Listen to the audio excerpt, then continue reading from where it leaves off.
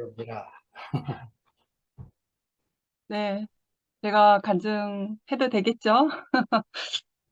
네, 먼저, 시편 말씀을 인용한 부분이 있어서 음, 시편 말씀을 한번 제가 읽어볼게요. 저희가 하늘에 올랐다가 깊은 곳에 내리니 그 위험을 인하여 그 영혼이 녹는도다. 광풍을 평정히 하사 물결로 잔잔케 하시는도다. 저희가 평온함을 인하여 기뻐하는 중에 여호와께서 저희를 소원의 항구로 인도하시는도다. 아, 이 말씀 구절을 제가 특별히 꽂히는 간증 안에서 꽂히는 부분이 있어서 이 말씀을 읽었는데요. 아, 오늘 말씀을 통해서 저는 또 근원이의 하나님을 표현할 수 있을 것 같습니다. 네, 그 제가 말씀을 듣고 이제 교회 생활을 하면서 말씀을 듣고 간증을 할 때에 되도록이면 근원이의 간증은 안 해요.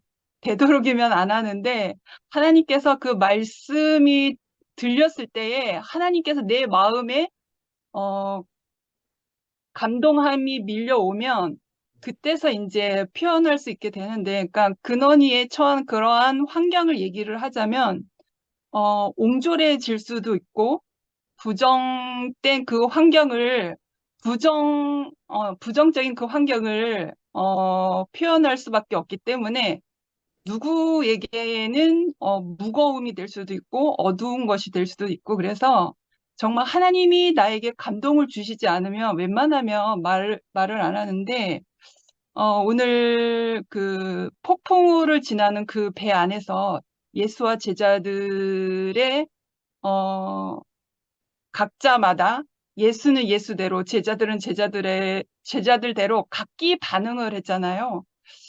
어, 제가 오늘 시편 말씀을 읽었던 것은 26절 말씀처럼 하늘에 올라갔다가 깊은 곳에 내리니 그 위험을 인하여 그 영혼이 녹는도다. 제가 이 경험이 있거든요. 음, 그래서 저는 언젠가 간증을 한 적이 있는데 제가 이제 어, 배국에 만나기 전에 어, 완전히 정신이 거의 나갔죠. 정신이 완전히 나가서 눈이 흐리멍텅해져가지고 대구 땅을 밟았거든요. 정말 그 산송장이 되어서 왔죠. 그러니까 그 대구 교회라는 이 곳을 밟기 전에 저의 위치는 종교라는 곳에 내 모든 인생을 다 던졌죠. 그것이 영원한 줄 알았고, 도와드리기 어렵다. 네, 하나님을 위해서 산다는 것이 저에게는 전부였던 것 같아요. 그래서 종교 안에서 내가 하나님을 위해 산다는 그 사명감이 내 인생의 목적이었고, 내 생명이었고, 내 모든 것을 다 던졌거든요. 그래서 내가 존경하는 그 목사님을 따라서 닮아가기를 원했고, 내가 뒤를 쫓아서 가기를 원했고, 그래서 하나님을 안다고 하는 그 지식으로 사는 그것이 전부인 줄 알았는데, 어, 결국엔 세상의 어떤 형식과 세상의 어떠한 것이 다 종교 안에서는 거의 조직화가 되면 다 세상화가 돼 있더라고요. 저는 그걸 몰랐어요.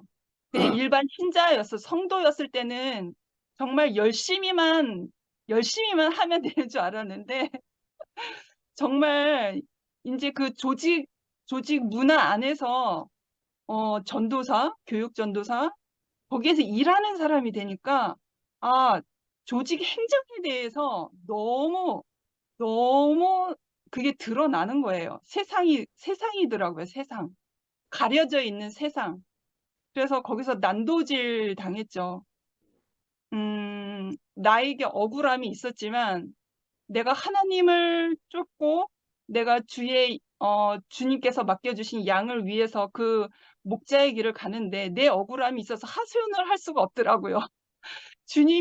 주님이 인도하신 그 길 안에서 내 억울함이 있더라고 하더라도 내 억울함을 내놓을 수가 없더라고요. 그래서 결국엔 내 억울함을 내놓으면 양들이 다치는 꼴이 되는 거잖아요. 그래서 완전히 난도질 당하고 정말 모멸감을 느낄 정도의 어떠한 그 어떤 인격 이하의 어떠한 것을 그렇게 당하면서 이렇게 나왔는데 그때의 나는 예수는 간 곳 없고 나는 완전히 자초된 배가 거꾸로 뒤집혀져서 완전 이제 공기층도 없이 물로 가라앉고 있는 상태였어요. 물로 가라앉고 있는 상태였거든요. 그런 상태였고 또 이제 제가 그러할 때에 만난 것이 근원이의 인생이었죠. 근원이는 자기가 원하지 않았지만 자기가 사람으로 태어난 날이라고는 자기가 이근원이라는 그 인생을 가지고 태어날이라고는 근원이가 선택한 것이 아니잖아요. 그 운명은 어쩌할 수 없었던 거예요. 이 세상에 이렇게 태어난 것은 어쩔 수 없는 거죠. 저도 이 세상에 태어난 거는 내가 원해서 태어난 게 아니라 어쩔 수 없는 그러한 운명을 가지고 태어난 거죠. 근원이도 어쩔 수 없는 그 운명을 태어났는데 아무도 몰랐잖아요. 엄마 아빠도 몰랐고 그 누구도 아무도 몰랐잖아요. 아, 세상에 버려질 수밖에 없는 인생의 운명을 가지고 태어나리라고는 아무도 몰란 거죠.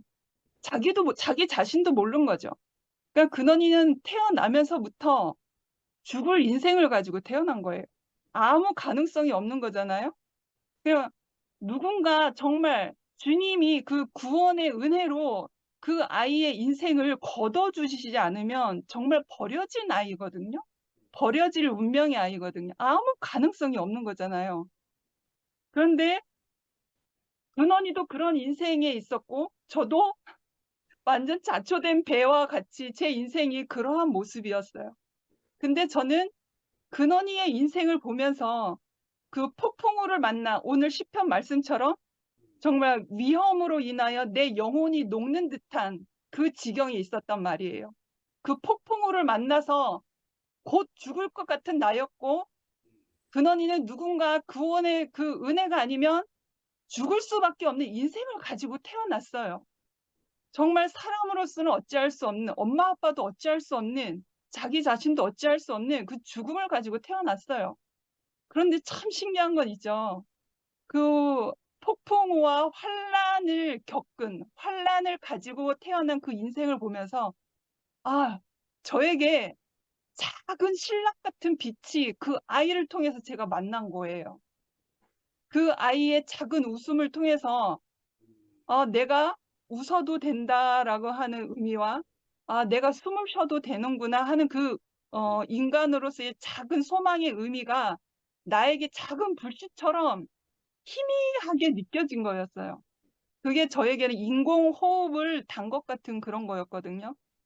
근데 이제 또 근원이 편에서 이모라는 이 자초된 인생을 만나지 않았다라고 하면 하나님께서 과연 구원의 손길로 그 근원이의 인생을 어떻게 구원하셨을까요?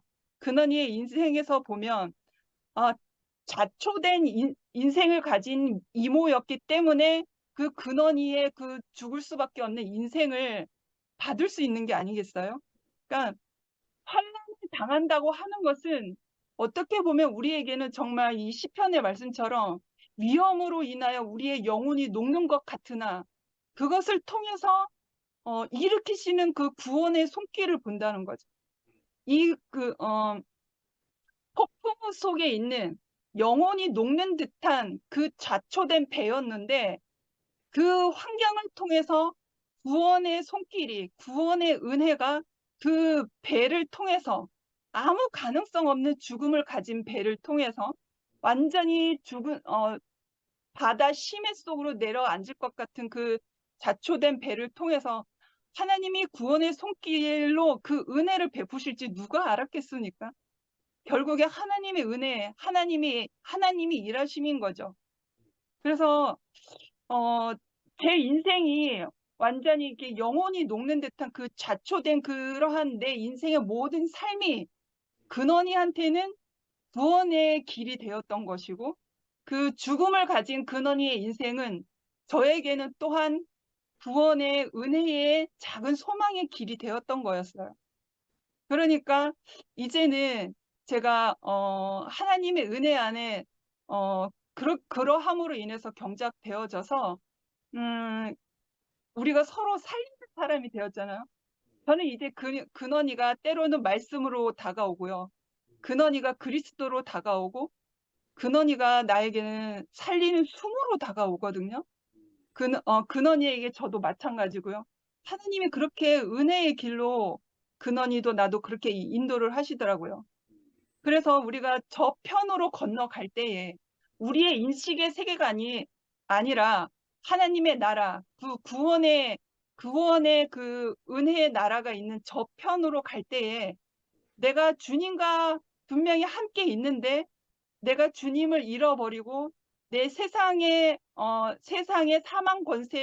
사망 권세를 가지고 있는 그 사탄의 종로를 타고 있는 그런 환경에 내가 눌려서 살고 있는 것이 아닌가.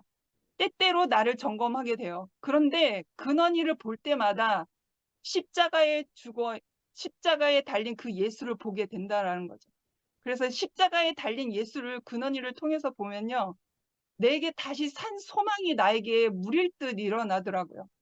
그래서 내가 주님과 함께 같은 배에 탔지만 내가 주님의 은혜를 구할 수밖에 없네요. 오늘 하루도 나에게 산 숨이 있고 산 소망이 있어서 오늘도 주님의 은혜가 아니면 안 되는 하루를 산 것이 너무 감사하고 우리가 내일 죽을지 오늘 죽을지 우리는 장담할 수 없는 인생인 거잖아요. 생명은 하나님의 손에 달린 거잖아요. 그래서 오늘 하루도 나에게 허락하시고 오늘도 숨을 쉴 수 있는 이 순간을 주신 하나님의 은혜를 날마다 기억하고 그 은혜 앞에 무릎 꿇을 수 있는 사람이기 때문에 우리가 같은 배에 우리가 주님과 함께 같이 타고 있잖아요.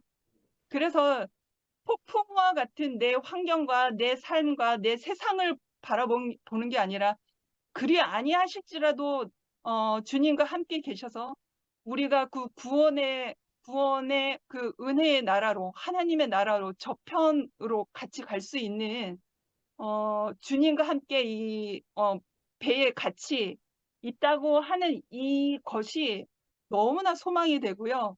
그러니까 폭풍우가 치지만 나에게는 폭풍우가 보이지 않는 거예요. 음, 그 폭풍우를 잔잔케 하시는 그 주님이 있다는 것을 내가 인식하고 있기 때문에.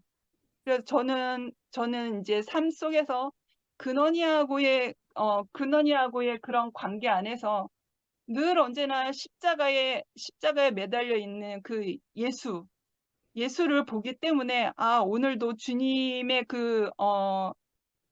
죽음을 통한 나에게 흐르는 그 은혜의 산 소망이 나를 살게 하는구나. 그것을 매일마다 보기 때문에, 어, 우리가 죽을 것 같으나, 좌절할 것 같으나, 절망할 것 같으나, 그 환경을 보는 게 아니라, 오직 주께 매달려서 주의 소망만을 바라보니까 전혀 흔들림이 없더라고요.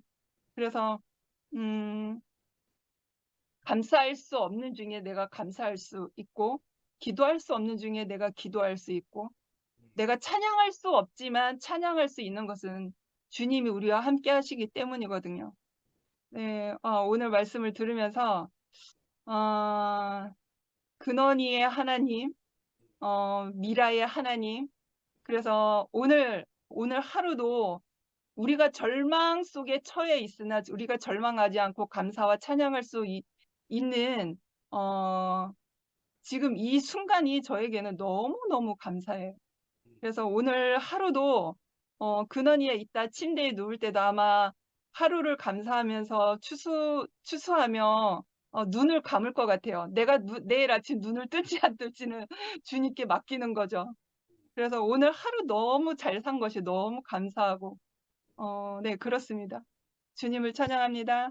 네, 저는 하여튼 미라가 근원이를 표현하면 나는 이상하게 하나님이 생각이 나고 하나님의 어떠하심을 근원이를 통해서 표현하는 미라로 보이고 내게 하나님을 더 깊게 인식하게 만들어주는 참 감사하고 나도 허물어서 영원히 녹는 기가 막힌 그 경험을 통해서 쓸모없고 버려진 이 사람도 필요하다고 부르셔서 보이지 않는 하나님이 부르셔서 이렇게 교회 안에 한 지체로 살게 하시니까 살아있는 것 자체가 감사하고 이라자매가 근원이를 표현할 때마다 나는 깊게 들리는 거야. 너무 감사하고. 기수누님 간증하시겠어요? 네, 네. 감사합니다. 오늘은 유튜브가 이 말썽을 부려가지고 말씀이 조금 들렸다 또 꺼졌다 계속 그랬어요. 그래서 말씀을 잘 못 듣고 그냥 배 안에서 풍랑을 일어났는데 그 풍랑이 일어나면 물이 막 그냥 흔들거리니까 물이 고일 거 아니에요. 그랬으니까 그 물을 퍼내야 정상인데 물을 안 퍼냈다는 그 말씀을 하시는데 그 물을 안 퍼낸 거는 그 이유가 있을 거죠. 하나님의 보시기에 이유가 있으니까 안 퍼냈지. 그걸 왜 안 퍼냈겠어? 옷을 다 졌는데, 근데 그 예수에 젖어 살으라고. 젖어서 우리는 예수에 젖어서 살아야지. 예, 그렇지 않으면 살 수가 없는 인생이죠. 그래서 그 말씀을 오늘 하신 것 같고, 아까 영식이 형제님이 이 예수가 불을 던지러 왔다고 아까 그런 말을 했는데 내가 항상 그 예수가 왜 불을 던지러 왔을까? 불을 왜 던지러 와서 그건 무슨 뜻일까? 항상 궁금했었거든요. 그랬는데 오늘 보니까 불을 던지러 온 게 맞는 것 같아요. 왜냐하면 지로 형제님이 그런 소리를 하더라고. 하나님이 오신 거는 우리를 행복하게 해주려고 온 게 아니래요. 그럼 하나님 오실 때 우리를 행복하게 해주려고 오지, 왜, 뭐, 그럼 불행을 해주려고 왔나? 이랬는데, 그렇게, 저도 그렇게 마음을 먹었는데, 지금 보니까, 그, 행복을 주러 오는 하나님이 아닌 것이 생각이 났어요. 왜냐하면은, 지 삶을 보니까, 지 삶이가, 아니, 정말로 예수를 안 믿은 사람도 안 믿고 그냥 일반하고 그냥 살았으면은, 정말 나는 아무렇지도 않고 잘 살 사람이에요. 근데 예수를 믿어가지고 30년 동안 돈 바치느라고 고생하고 그렇게 행복해. 그 30년 동안 다니긴 다니는데 구원받으면 천당 간다고 그래서 이제 그거 하나로만 갖고 이제 살았는데 살다 보니까 그거 이제 다 도망가 버리고 그냥 하나님 진짜 불 던지러 왔어. 그래서 내 삶이가 완전히 불이에요, 불. 이 불이 왜 불이 있는지 하면은, 내 마음에 이렇게 항상 불을 타고 있으니까. 그, 불이 안 타고 있을 수가 없잖아요. 아니, 버는 대로 돈은 다가 내라고 그래야지. 근데 우리 집 양반은 계속 내지. 나는 또 나도 그렇게 내고 싶으면은 내 속에서 불이 안 나죠. 그런데 나는 내기 싫고 우리 집 양반은 자꾸 내고, 그러다 보니까 완전히 그냥 뭐 바닥이 나도록 이제 냈고 그러다가 그러니까 그 30년 동안은 내가 불속에서 사는 거죠. 그 돈도 내가 감사해서 내야지 감사가 없는 데서 내면 내 속에서 불나죠. 그러고 이제 나와서는 또 거기서 살 수가 없어서 이제 나온 것도 내가 나온 건 아니지만서도 그냥 나오게끔 했어요. 그것도 하나님이 끌어주고 낸 거지. 나와서 보니까 대구교회를 20년 동안 다녔는데 너무 좋은 것이 뭐가 좋았느냐면은 음, 그, 구원파에서는 그, 그, 그 배운 사람 따로, 가난한 사람 따로, 안 배운 사람 따로 그 치아가 있어요. 치아가 있는데 이 대구교회 오니까 그게 없어요. 다 배운 사람이든 안 배운 사람은 그냥 평범해. 그게 너무 좋았어요. 목사님이 그렇게 말씀하시고. 그러고 목사님이 또 항상, 그, 죽음을 내는 그 삶을 또 살으셨고, 그게 너무 아름답고, 다 품어주는 다 품어주는, 하나님은 다 품어주는 하나님이잖아요. 그러니까, 이열래 목사님은 다 품어주는 그 사람을 본 거예요. 그러니 얼마나 좋아해.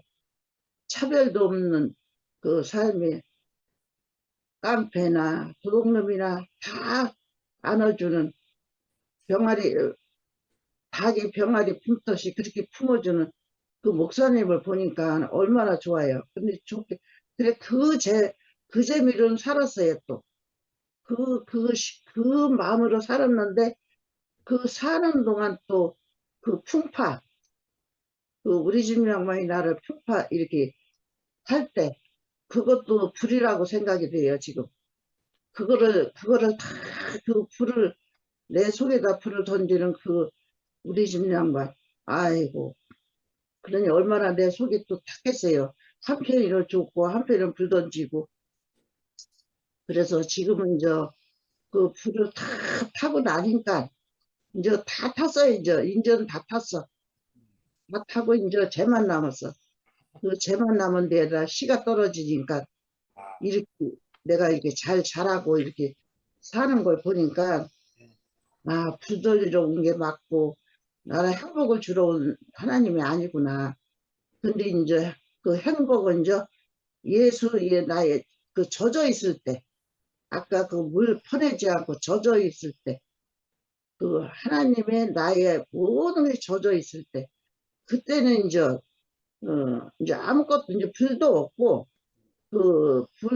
아무것도 없는 이제 씨가 떠서 이제 나서 그 열매만 맺는 이 세상이 이제 온 거예요. 그러니 얼마나 감사해요. 그래서 오늘 말씀도 들으니까, 아, 정말 우리는 이 투표임 식구도 만난 것이 얼마나 감사한지 모르는구나. 또 감사가 밀려와요. 오늘 하루, 오늘 간증들 하신 분이 다 그러잖아요. 오늘 하루가 또 감사하다고. 그래서 정말 우리는 오늘 하루하루 감사한 것이 이게 주님의 은혜고 이렇게 살아가는 것이 너무 감사합니다. 주님을 찬양합니다. 네. 아멘. 아멘.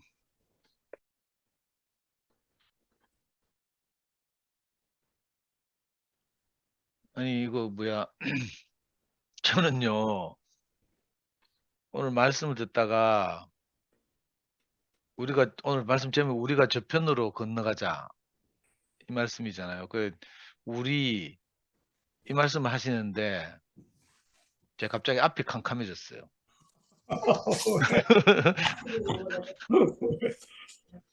절대로 나눌 수 없고, 아이와 위 이렇게 대비해서 말씀하셨잖아요.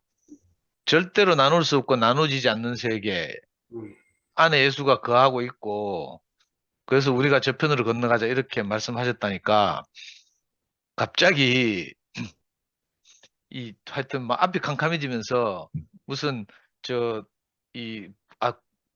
불교 고승의 그 설법을 듣는 것 같은 갑자기 아이고 이건 내가 잘못 왔나 싶어가지고 너무 경지가 깊어서, 그리고 오늘 또 간증을 듣는데도 와, 전부 다 그 깨달음의 깊이가 얼마인지 내가 이거 번지를 잘못 찾았구나. 이거 저같이 속물적인 인간이 이런 생각이 들었거든요. 안 그래도 저는 요즘 이제 제 카카오톡 그 배경사진 보면 그 불교의 고승이 말씀하신 방아착이라는 이제 자기 마음의 집착을 내려놔라 뭐 이런 취지의 그 불교에서 유명한 법문을 이제 어떤 경기도 어떤 절에 가면 그 비석에 새겨놨더라고. 우리 교회 앞에 길이라고 새긴 것처럼. 그 사진을 내가 보고 이제 제 카카오톡 배경 사진을 해놓고 이렇게 있는데, 이, 하여튼 이거, 이 육체를 가진 저로서는 이거 불가능한 이 수준이라 가지고, 절대로 나눌 수 없고 나누지 않는 세계, 이 세계를 내가 참 누리고 싶다, 이 생각이 드는 거예요. 그리고, 이 세계에 있으니까, 그래, 백고물에서 물이 지금 가득 차가지고 지금 배가 깔아앉고 난리가 나가 찌랄하고 지금 죽겠다 하는데 예수님이 그 편안하게 주무시고 계시다 하니까. 그리고, 아니, 간증하는 사람들 한 사람 한 사람 이렇게 간증을 들어보니까 예수님만 그 고물에서 주무시는 게 아니고 지금 여기 모여있는 분들이 다 그 세계를 누리고 있는 걸 보니까, 그 평안을 누리고 있는 걸 보니까, 아이고, 진짜 코바디스 도미네네, 이 고백이 저절로 나오고요. 아니, 그래가지고 진짜 제가 캄캄해졌다니까요. 그리고 이제 이래 말씀 쭉 들으면서 막판으로 갈수록 점점 카디만은 이제 형님이 그두 가지 질문을 하셨잖아요. 유태인은 하나님의 언약이 있었고 불교에는 그 하나님의 언약이 없었다면 그러면 불교인은 하나님의 백성이 아닌가 이렇게 반문하셨죠. 이 질문 앞에 딱 서니까 진짜 이거 뭐야, 모든 것을 방아착한 그 그 무슨 그 진짜 깊은 깨달음을 얻은 그 보통 이제 그 인도의 그 유명한 분들 있잖아요. 영적 지도자들. 우리가 아는 분들은 뭐 라지니시밖에 없지만 그 뭐 하여튼 발음하기 어려운 많은 그 영적 지도자들 있고 옛날에 창스경이나 이런 분들이 이제 그런 분들의 책을 읽고 막 깨달음의 세계로 가고 이랬는데 갑자기 그 생각이 나는 거예요. 와, 이러면 진짜 아무런 집착을 하지 않아도 되고 막 그죠? 이럴 텐데 싶은 생각이 들고 내가 진짜 이거 저는 처음에 이제 형님 마가본 말씀을 듣고 그 말씀이 너무 좋아가지고 형님한테 말씀을 계속 좀 해달라고 부탁을 했는데 이렇게 깊은 경지 있는 줄 알았으면 아이고 내가 말씀 알아듣는 게 아니었는데 이거 그때는 이제 일부러 뭐 이 듣는 사람을 위해서 수준을 적당히 조절하셨는지 하여튼 그래가지고 그랬는데 이제 점점 이렇게 들어올수록 오늘 이 그림 있잖아요. 그림. 시간이 흐르고 시간은 인간이 쪼갠 거잖아요. 달력을 만들고 이게 인간의 필요에 따라 쪼갠 거고 사실 아까 형님이 사람이 흐르는 것이라 했잖아요. 이거 다큐멘터리 같은 거 봐도 시간이라는 개념은 없고 사람이 점점 늙어가는 거죠. 사실 피부가 변해가고 쭈글쭈글해져 가고 이렇게 해서 이제 소멸하는 이런 건데 그걸 형님 딱 이렇게 그 십자가로 딱 나타내고 이렇게 딱 그죠? 그 하나님과 사람이 만나서 시간과 공간이 사라지고 그 하나님과 사람만 남아있는 영원한 세계를 딱 말씀하시니까 하여튼 막 이 뭐야 그냥 이 간증을 못 하겠어요. 그래가지고 이 깊이 진짜 이 묵상하고 진짜 하나님 은혜를 구해야 되겠구나 이 생각이 제가 들었고요. 네. 그리고 진짜 한 번 간증을 들으니까 이거 범상치 않은 분들이구나. 근데 오늘 처음 그걸 깨달았어요. 그전에는 그렇게 생각하지 않고 그냥 저하고 그냥 가까운 이렇게 저하고 비슷한 형제들 이렇게 생각했는데 오늘 그게 아니라 보니까. 아이고 내가 정신이 바짝 뜨는 게요. 세상에. 그리고 또 이 좀 이거 뭐야 좀 뭐 하여튼 적당한 비유인지 모르겠는데 이 말씀을 듣다 보니까 제가 토요일 날 상근이 형 말씀이 생각나는 거라. 음, 상근이 형 말씀 듣는데 그 성육신가 뭐 하더라? 성육신가 뭐 키미텐가 뭐 키메라. 키메라. 키메라 이야기 했잖아요. 그때도 내가 되게 감당하기 어려운 말씀이었는데 뭐 정서적으로 틀렸다거나 뭐 이런 게 아니라 다 맞는 말이지만 내게 소화가 잘 안 돼가지고 참 감당하기 어렵다 이렇게 생각했거든요. 그런데 오늘 말씀 드리니까 더 깊네. 그래가지고 아까 그래 특히 형님이 알레고리적으로 해석한다 하면서 갑자기 그러니까 물과 불 뭐 이야기 하니까요. 제가 이제 점점 아까 초반에 멘붕이 왔다가 여기서 완전히 넉다운 됐어요. 유대인의 성경에서는 뭐 또 번역을 또 아주 새롭게 해놓고 이랬네요. 그래가지고 제가 다른 번역도 찾아보고 막 이랬는데, 와, 뭐 얼음과 불 해가지고 뭐 플러스 하니까 물의 세계로 갔다 하고 이렇게 하니까 아까 뭐라고요? 키메라? 뭐라고요? 키메라. 그거하고 비슷하네 보니까. 와, 응. 아니 나는 알레고리적 해석이라 해가지고, 영적인 해석 해가지고, 우리 대국에서 흔히 하는 해석을 사람들이 비판하기를 알레고리적으로 해석하나? 이런 생각했는데, 그게 아니고, 정말 이거 알레고리적 해석이네? 와. 그래가지고, 옛날에 이엘레 목사님 보고 막 신학생 찾아가지고 공격할 때, 음, 막 말씀하면 알레고리적 해석이라고 하고 막 이렇게 비판했거든요. 음, 유비추리의 오류다 하고 막 이렇게도 비판하고 막 이랬는데, 그런 수준이 아니고, 지금 이거 진짜 제가 멘붕의 세계로 와가지고, I 플러스 십자가, 얼음 플러스 불 하니까 위 물의 세계로 갔다. 이렇게 표현하니까 난 무슨 말인지 하나도 모르겠어요. 그래가지고 내가 간증을 못 하겠다니까. 그 듣고 있으면 평소에는요, 제가 잘 못 알아들어도 형제들 간증을 듣다 보면 그래도 뭔가 이렇게 좀 마음이 와닿아가지고 이렇게 표현을 하는데 오늘 그것도 안 돼요. 그래가지고 아유, 큰일 났다 싶네. 내가 2주 만에 와가지고 그런지 뭐 하여튼 완전 열등생 된 느낌이고 큰일 났어요. 이 말씀을 더 이렇게 좀 제가 아니, 오늘은 물론 이제 집에 퇴근해서 와서 프린트물이 없기도 하지만, 그래도 모니터에 띄워놓고 막 파란 글씨를 막 타이핑하면서 내가 이렇게 들은데도 이게 잘 안 되네. 음. 그래서 갑자기 제가 너무 이렇게 보잘것없고 작아지는 느낌? 그래서 형제들 간증을 들으면서 더 그런 느낌이 들고, 진짜, 아이고, 하나님 은혜를 구해야 되겠구나.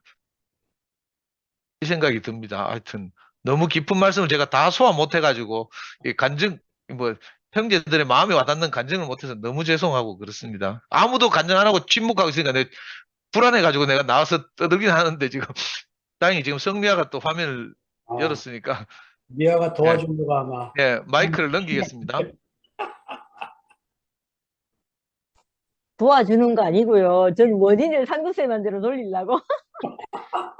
저도 오늘 들으면서 요새 이게 유행인가? 그래가지고 요새 유행인갑다 하면서 막 있잖아. 이게 막 집중하면서 이게 무슨 뜻인가 생각하면서 해야 되는 이 유행인갑다 막 이렇게 생각하고 있었는데 제가 방금 상도세 드는 음. 생각이 아 내가 상도쌤한테 양육을 받아가 못 알아듣는 거구나. 용상 오빠한테 내가 양육을 받았으면 이런, 알아들었을 텐데 은, 오빠 탓이네 가만히 보니까.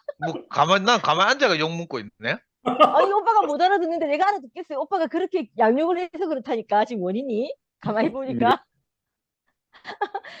저는 원인을 누구에게 돌릴 사람이 있어가 참 감사하다는 생각이 들고요. 저도 어려워가지고 무슨 말을 어떻게 해야 되지 이렇게 생각하고 있긴 했는데 다른 거는 제가 제대로 이게 하자면 음. 우리의 세계로 가려면 자기의 세계가 무너져야 한다. 이 음. 말씀에 제대로 이제 이 경험을 한 부분을 생각을 해보자면 제가 그 상도쌤을 처음 만났을 때 상도쌤이 그 어떤 사건을 얘기를 하면서 어, 나는 그 사람을 판단할 수 없다고 자기도 그 환경과 그 조건 안에 있으면 나도 그 사람과 똑같이 했을 것이라고 이렇게 말했거든요. 그때 이제 제가 들을 때는 아 나는 그런 사람이 아니고 그 누군가에 대해서 그 베푸는 표현하는 상도쌤의 그 말씀이 너무 좋아가지고 제가 아 그러면 나도 저곳에 가면 판단받거나 정죄받는 거 없이 내가 그곳에 가서 살겠구나 이렇게 해서 교회를 오게 됐단 말이에요. 막 급작스럽게 그때 막 마음이 확 열려가 교회를 왔죠.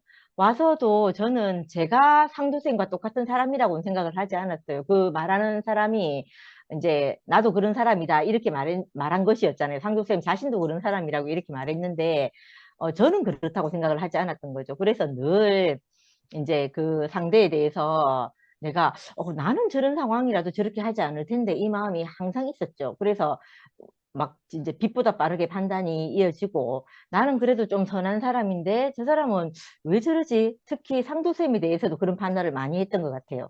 많이 하고 이렇게 지냈었는데 어 저는 제가 깨어진 경험이 내가 그 말하는 그 상대가 하는 말을 나 하는 그 행위나 행동이나 어떤 사건들이 내게서도 일어날 수 있다는 경험을 내가 교회 생활하면서 수없이 했던 거예요. 제가 지금까지 그 일을 겪지 않았던 건 내가 그 환경과 그 조건에 없어서 조건에 있지 않았기 때문에 내가 그런 일이 있지 않았던 거지. 만약에 그 환경과 그 조건 아니었으면 나도 그와 똑같은 일을 할 수 있는 사람이구나. 이걸 계속 점진적으로 이렇게 경험을 하게 되면서 저라는 나를 신뢰하던 마음에서 내가 점점 나에 대해서 신뢰가 이렇게 자꾸 줄어드는 그런 경험을 했거든요. 그때 제게 아마 나라는 곳에서 좀 떠나가지고 또 그 상대 내 앞에 서 있는 사람들 나와 같이 살고 있는 사람들에 대해서 어, 받아들임이라고 해야 되나? 함께 살게 되는 아무튼 함께 살 수 있게 되는 그런 경험을 하게 된 것 같아요. 그럼에도 불구하고 또 있잖아요. 저는 뭐 우리라는 개념이 정말 상도 오빠 말하는 것처럼 그런 게 잘 없는 것 같아요.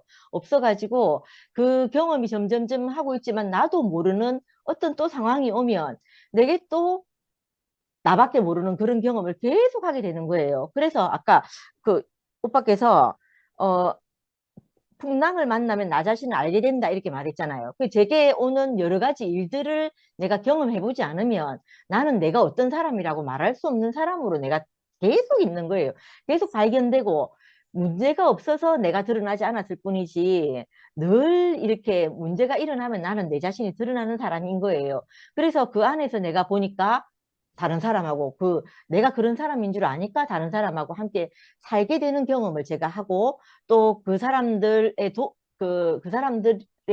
은혜와 용서가 필요하고 제게 그 사람들의 은혜와 용서를 필요로 하는 사람으로 제가 이렇게 살게 되는 경험을 계속하게 되거든요. 그럴 때 제가 그 사람과 나와의 거리가 없어지는 경험을 제가 계속했던 것 같아요. 그래서 이 오늘 말씀으로 하자면 제 인식 안에서는 우리의 세계로 가려면 자기의 세계가 무너져야 한다. 이 말씀이 제게는 그렇게 인식이 되더라고요. 그래서 이제 그 말씀 안에 있고 또 또 한 가지는 제가 할 수 없다는 걸 너무너무 많이 발견하는 것 같아요. 저는 내 노력과 내 열심으로 할 수 있다고 생각하는 일들이 있거든요. 그런데 그런 일들이 내 어떠함과 내 노력과 열심과 상관없이 그러니까 주관하시는 분이 있어서 나를 그렇게 이끌어가는 걸 경험할 때마다 내 한계성을 경험하게 되거든요. 그럴 때마다 그 상대에 대해서도 나를 이렇게 나의 하나님 있잖아요. 나를 조성하신 나의 하나님이 있는 것처럼 그 상대의 그 하나님이 이 사람을 인도해 가겠구나. 이것 안에서 내가 그 위를 만나는 것 같다는 생각이 드는 거예요. 그런 경험을 해볼 때마다 저라는 사람에 대한 인식은 정말 말하자면 정말 요새 우주 얘기 많이 하던데 우주에서 정말 아무것도 아닌 한 점이구나 진짜 이렇게 발견되는 경험을 하게 된다 이렇게 싶어지고 그렇게 되는 것 같고 그리고 또 이제 오빠께서 아까 말씀을 하실 때 뭐라고 하셨더라? 제가 번호를 아까 매겨놨는데 뭐 아무튼 겨자씨가 자라서 예수를 알면 겨자씨가 자라듯 어느 날 안식을 주는 사람이 된다 이렇게 말씀하셨는데 이게 비밀한 씨의 생명력이라 이렇게 적어 놓으셨네요. 제게는 비밀한 씨의 생명력이라는 게 말씀이 제게 와서 저를 자라게 하는 거라고 늘 이렇게 생각을 하고 살았었거든요. 실제로 그 말씀을 만나서 제 생명이 자라기도 하고 자라는 경험도 하고 했는데 제게는 이 비밀한 씨라는 게 뭐냐면 내가 실패하는 경험, 이 실패한 경험 안에서 하나님이 그 일을 이루어 가시는 경험, 이게 있잖아요. 저한테는 비밀한 씨의 생명력인 것 같아요. 이게 말씀이 없을 때는 월요일날 순택이 오빠가 얘기하셨는데 세상에 살면 문제가 생기면 사람이 강팍해지는데 말씀 안에서 연단을 받으면 사람이 소망이 생긴다고 이렇게 말씀하셨거든요. 뭐라고 했노? 무슨 일이 생길 때마다 그렇게 말씀하신 것처럼 그 말씀이 제게 연단이라는 것이 내게 어떤 소망을 가지는 그 씨를 제게 이렇게 심어주는 걸 하더라고요. 그래서 그게 비밀한 씨인데 그 비밀한 씨는 우리를 살고 자라게 하는 생명력이 있다는 걸 경험하는 거예요. 제가 처음 교회에 왔을 때 저는 우리 엄마를 보고 있으면 외할머니가 증거하는 우리 엄마랑 내가 보는 우리 엄마가 너무 다른 거예요. 우리 외할머니는 엄마를 증거할 때 너네 엄마는 약하고 빼짝 말라갖고 뭐 할 줄 아는 게 아무것도 없었다 이렇게 말하는데 제가 보는 엄마는 너무 강팍하다는 생각밖에 안 드는 거예요. 근데 그때 교회 왔을 때 그 목사님이 말씀하실 때 그 세상에서 과정을 거치면 사람은 강팍해지는데 교회 안에서 말씀을 만나면 열매를 향해 간다 이렇게 목사님이 말씀하시는 거예요. 그래서 그때 제가 그 인식한 것이 그 말씀이 없어서 이런 문제가 생겼구나 이렇게 생각을 했단 말이에요. 근데 그 말씀이라는 것이 방금 말한 비밀한 씨의 생명력이었던 거예요. 이 말씀이 우리를 조성해서 열매를 향하게 가게 하는 이 생명력이 없었던 거예요. 그래서 이제 생긴 문제이구나 이렇게 알게 되니까 그 제가 실패하고 과정을 거치고 세상에서는 그 실패고 죄수 없는 일인데 그것이 교회 안에서 말씀 앞에 서 있으면 그게 어떤 소망을 위한 전주곡이 되는 거죠. 그렇게 생각하니까 이게 우리가 말씀 앞에 있고 그 말씀을 듣고 내가 누구인지 발견하면서 사는 나는 실패하는데 그 우리는 사는 이런 경험 안에 있어서 우리가 이 진짜 비밀한 씨의 생명력이라고 말씀하는구나 이렇게 이제 제게 인식이 되었거든요. 오늘 말씀에서는 아무튼 그래서 너무 좀 감사가 되고 그 용성 오빠에서도 좀 쉽게 말씀하셔야 될 것 같은 또 이제 우리가 다 못 알아들어갖고 지금 막 이 땡난리를 지기고 있는 이 시간을 토요 모임에서만 있는 줄 알았더니 오늘 또 화요 모임에서도 이런 일이 또 생기네요. 너무 재밌습니다. 아무튼 재밌고 살아있는 것 같다는 생각이 들어요. 토요 모임에서도 저는 여러 뭐 이런저런 문제가 있는데 살아있다는 생각이 들더라고요. 이게 뭔가 자꾸 있잖아요. 안 고요하고 저는 고요한 거 싫어요. 고요하면 이상하게 고인물이 썩는다 이런 것처럼 있잖아요. 잔잔하면 이게 뭔가 변화가 없는 것 같아요. 근데 뭔가 휘몰아쳐 갖고 확 뒤집으니까 있잖아요. 거기서 우리 서로 상생하는 것 같은 거예요. 그래서 너무 좋고 그래서 뭐 너무 좋다고 말하면 안 되겠네요. 조금 어려웠으니까. 아무튼 저는 받아들이기가 어렵고 그런데 이 일을 통해서 또 하나님은 어떤 열매를 주사할지 모르겠다 이렇게 싶어지니까 아무튼 이 과정이 기대가 되기는 합니다. 토요일 모임에서도 제가 기대가 됐거든요. 그래서 아무튼 그런 것 안에 있게 돼서 너무 감사합니다. 네. 저는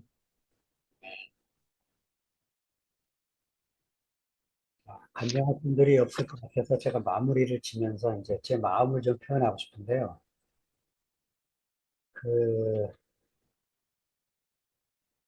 하여튼 하나님이 우리에게 은혜를 주신 분명한 사실 하나는 교회를 흩으시면서 동시에 우리의 교만한 마음들을 다 깨부셔서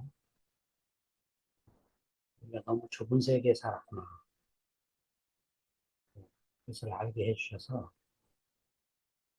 상근 형제도 그런 마음으로 이제 그냥 우리가 키메라 얘기를 한 것 같고 저도 들을 때는 이제 논리적인 비약을 느꼈지만은 뭐 논리가 중요한 게 아니니까 오늘은 저도 용기를 내서 이제 알레고리를 한번 입양을 해서 마가복음을 풀었습니다. 풀어서 어떤 한 사람이 하여튼 무리의 세계를 열어주면 거기를 내가 어떻게든 이 문제가 아니고 그냥 같이 동시에 그 안에 있는 거구나 하고 알게 되는 거니까 요한복음식으로 표현하면 예수님이 육신 안에 계실 때에는 제자들에게 내가 너희를 종이라 부르지 않고 친구라 하노니 이렇게 하셨다고. 예수님 깊숙한 속에는 형제로 부르고 싶은 거라. 근데 그 형제로 부를 수 없는 개별자인 예수 안에서는 최고로 할 수 있는 게 친구예요, 친구. 그러니까 우정을 나눈 관계죠, 우정을 나눈 관계. 근데 이제 십자가에 죽고 부활하신 다음에 그 막달라 마리아가 다른 제자들은 다 갔지만 막달라 마리아는 무덤을 그냥 갈 수가 없어요. 막 울고 있는 거지. 왜냐? 자기 같은 여자를 살려는 주님이니까 집을 갈 수가 없어요. 그래서 울고 있는데 뒤에서 어떤 남자가 하나 보이길래 가서 이제 얘기를 한 거죠. 혹시 선생님, 우리 주님의 시체를 다른 데 주셨으면 저에게 알려주세요. 제가 좀 모시려고 합니다. 그러니까 그 동산지휘 같은 그 남자가 마리아야 이렇게 부르는데 눈이 확 열린 거예요. 이게 이제 동양의 깨달음의 세계인데 이 서양으로는 이게 설명이 안 돼. 이 깨달음의 아는 것도 다 깊이가 다른 거지. 지식으로 아는 거하고 경험으로 아는 거고 그 경험으로 아는 것도 삶의 깊이가 다르니까 우리 교회식으로 표현하면 주님과 연합의 깊이가 다른 거죠. 예수님이 이제 그 여인에게 얼마나 반갑겠어요, 마리아가. 그게 잡으려고 주님하고 딱 잡으려고 하는데 요한복음 번역해 놓기를 나를 만지지 말라 이래 놨어요. 그래 번역하면 이제 요한의 마음에서 빗나가는 거죠. 그 꼭 내가 신령한 몸이 됐고 부활한 몸이 됐으니까 그 거룩한 몸을 손대지 말아라 이런 개념으로 보이는데 그게 아니고 나를 클링 투 붙잡아 놓으려고 하지 마라. 묶어 놓으려고 하지 마라. 나를 고정시키려고 하지 마라. 이 소리거든. 너의 소유로 만들려고 하지 마라. 그러면서 뭐라고 말씀하시냐면 가서 내 형제들에게 마태, 마가, 누가는 너희보다 먼저 갈릴리로 가리라 이렇게 말씀하셨다고. 근데 요한은 가서 형제들에게 내 아버지 너희 아버지 내 하나님 너희 하나님께 간다 해라. 이래 말씀하신다. 그러니까 그 예수님이 형제라고 말할 때 그거는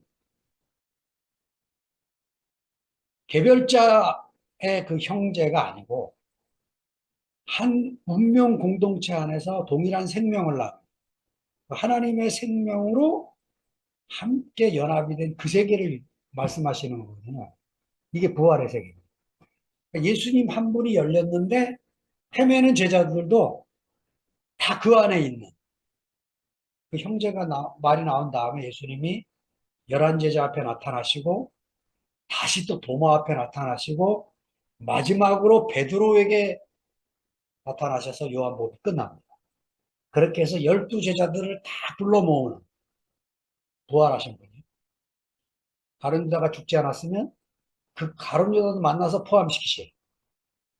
이분이 요한복음이 요 신약성서에 제가 보기에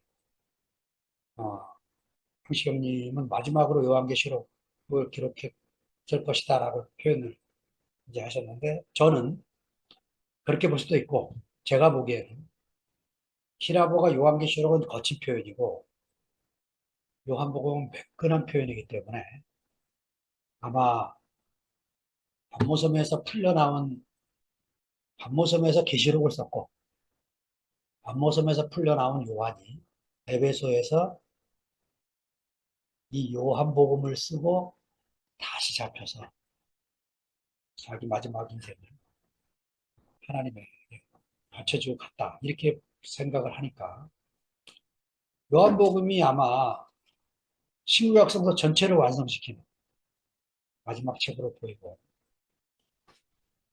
저는 목사의 세계에서 빠져나와서 형제들의 세계로 온 게 너무 감사해요. 진짜. 제가 아주 뼈를 아멘. 두고두고 감사하는 겁니다.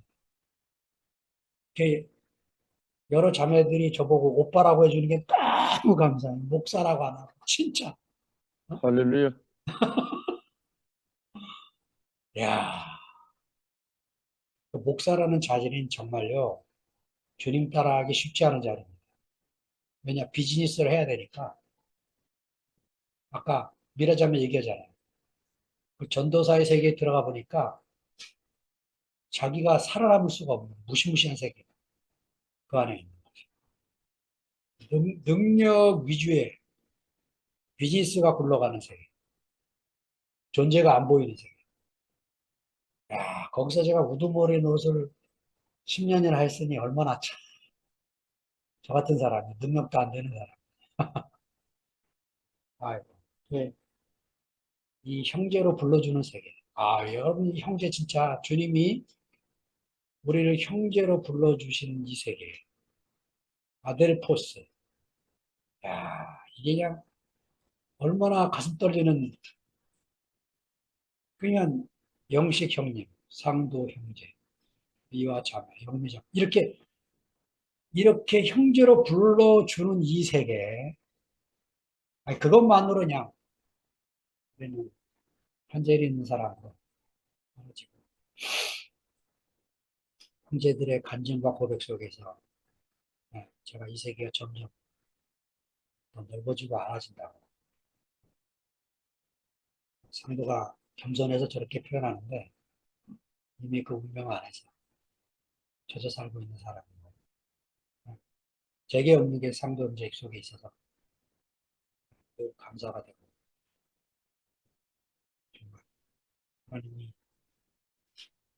우리가 저편으로 건너가자 하실 이 교제 속에 계셔서 우리를 틀림없이 더 나은 세계로, 더 넓은 세계로, 우리 개념을도 확장시키는 세계로 이끄실 줄로 믿습니다. 주님을 찬양합니다. 감사합니다. 아멘. 아멘.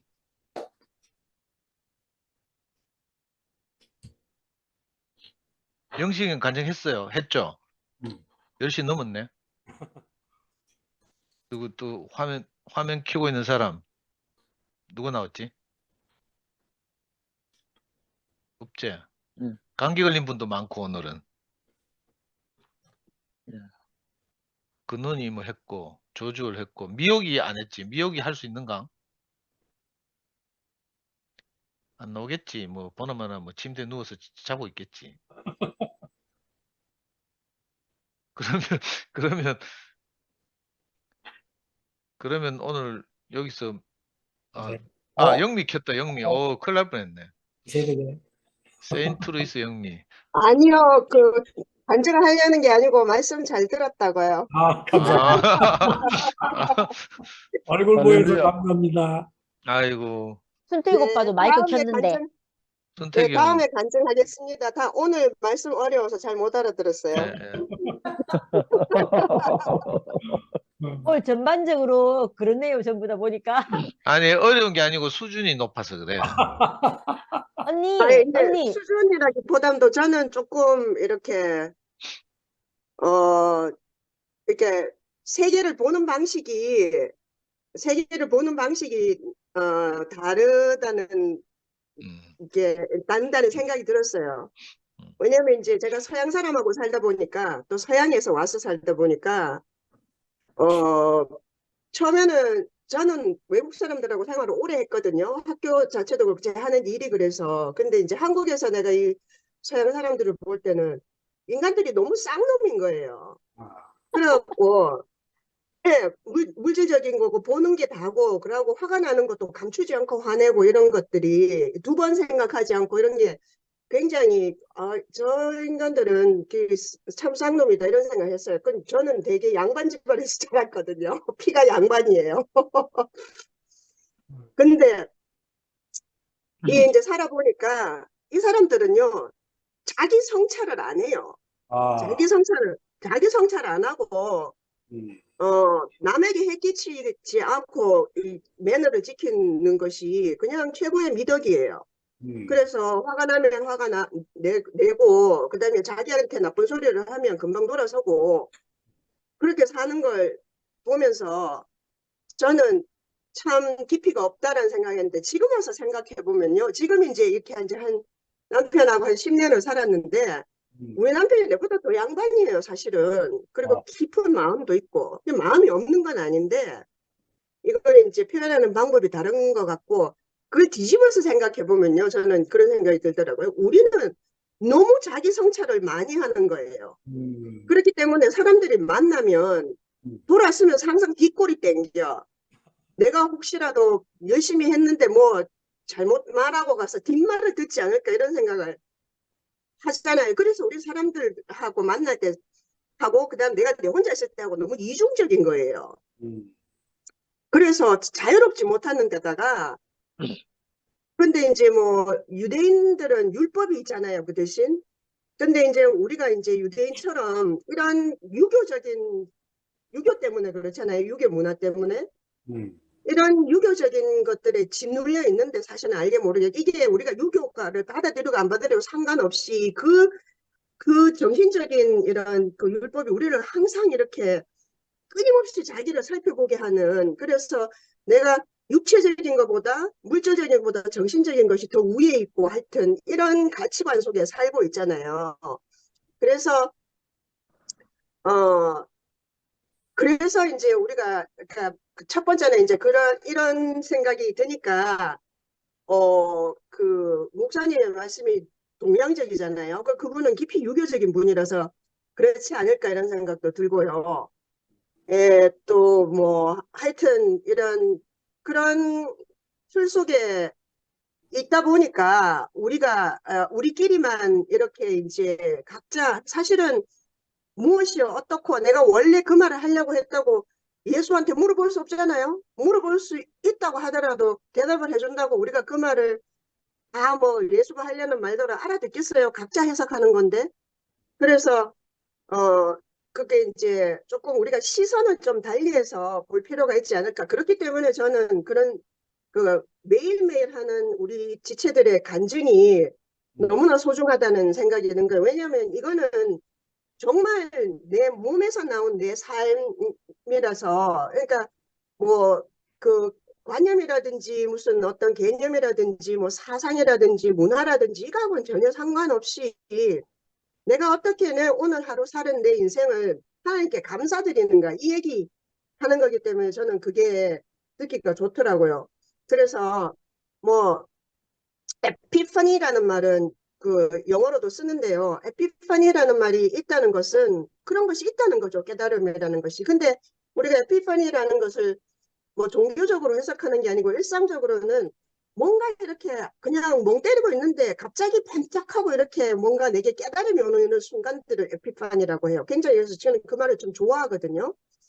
뭐 가부좌를 틀거나 뭐 이렇게 해서 그런 것이 아니라 우리가 그냥 아무것도 아니고 그냥 뭐 서양이든 동양이든 상관없이 있다 보면 뭔가 번쩍하게 오는 순간이 있다는 거죠. 근데 이제 그러한 것들도 우리가 함께 사는 데에 아무런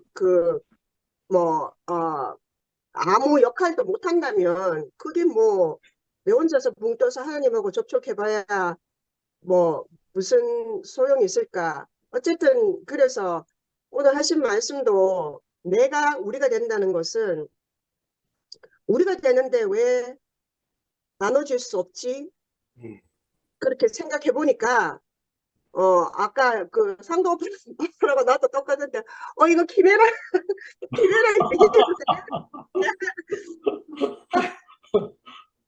상문 오빠가 키메라를 그 생물학적으로 나는 좀 과학자이기 때문에 좀 자세하게 저기 과학적도답게 설명할 줄 알았지만 뭐 이상하게 점프 해가지고 하여튼 상도 오빠 분노해가지고 생감 지르고 뭐 마이크 고 난리치고 근데 사실은 개념이 우리가 잘 생각해 보면 그렇게 받아들일 수도 있겠다 이런 생각이 들면서 오늘 오빠 말씀에 그게 일맥상통하는 것이 있지 않는가 이런 생각이 들고요.